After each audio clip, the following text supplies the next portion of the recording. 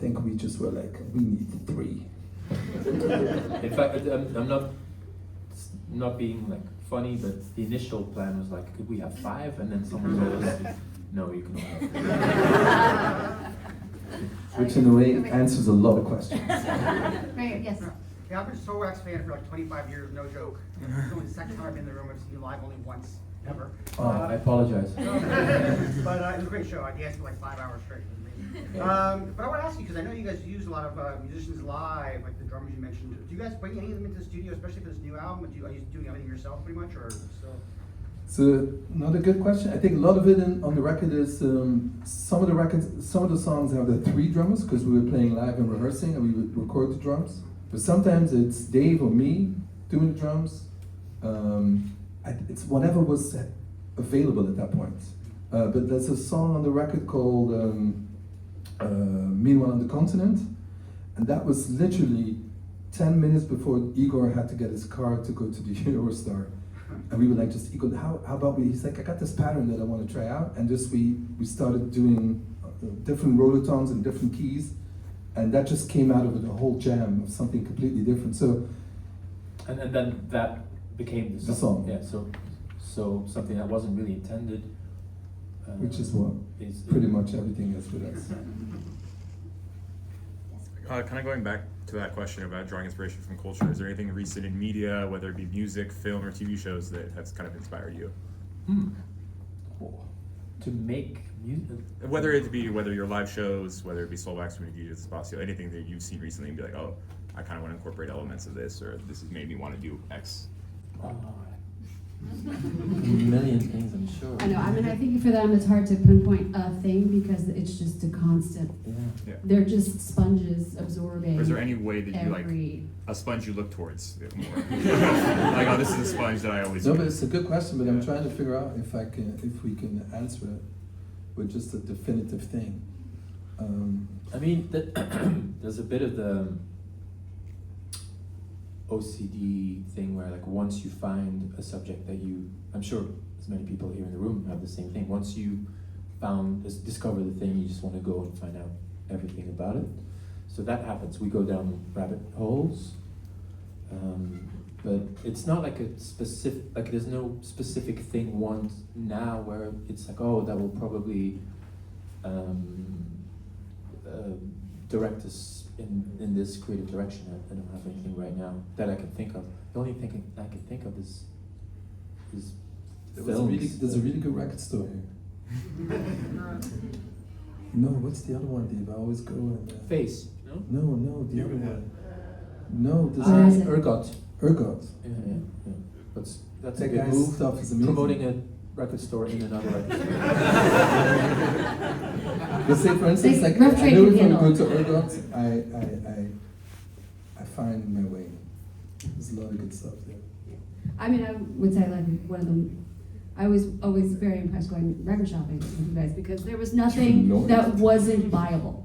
There was, no matter what, any record store, you just flip through, just pull something out, random thing. It doesn't exist, a bad record store. Listen, yeah, the whole record could just be trash, but there's one, like, 15 seconds on one track, and you're like, oh, this is good, and it's worth buying. At a certain point, it's quite confessional. Sometimes we started buying things because we thought we might like it in the future. This is an intervention. I might age into this. Sorry. Yes, right here. So about RW50 and that show, it's the best thing I ever seen. What kind of inspired that, the set, and then the meaning for you guys in terms of how satisfied are you with? You talking about the work tour? Yeah.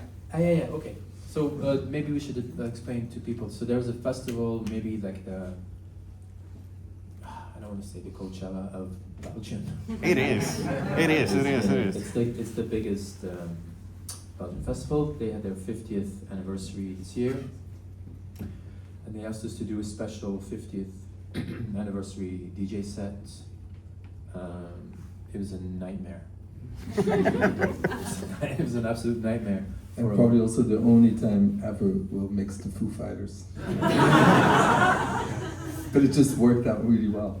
Yeah. But it was a hard one. It was a fun. hard one. It was But it's fun to great, do. yeah. No, actually, it wasn't fun to do because we're in the middle of this thing, and it was a whole thing. I don't know, the tower was complicated, I imagine, so. It was very weird because we were playing to the PA, Yeah.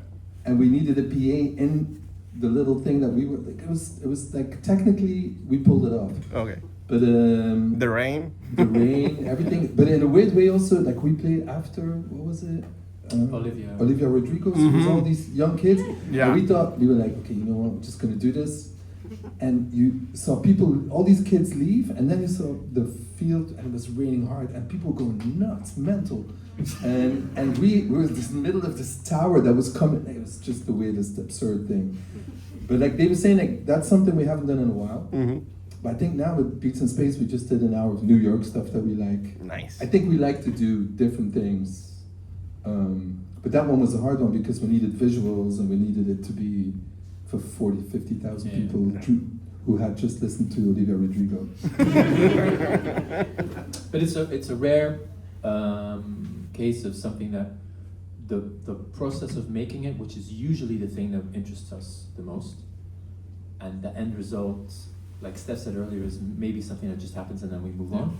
With that one, the process of doing it was a nightmare. It's just something.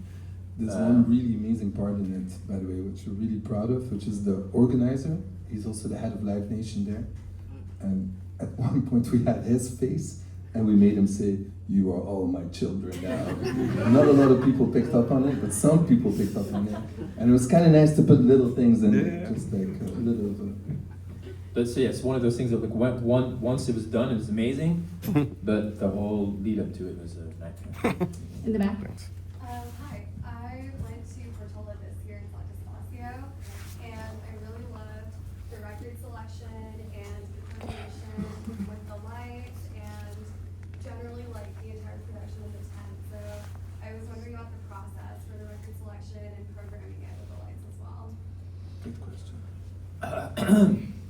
So, should we do lights first? So they got a couple of guys. Thanks, Matt. It's true. The lighting guy is a guy called Jonas, who's there's some Belgians on the so it's a mixed team. It's US Belgian team. Mostly Belgians. It's like an Olympic discipline. The lights, I think John Klatt, who does the sound system and designed it with James, Dave, and me, and he makes it sound really well.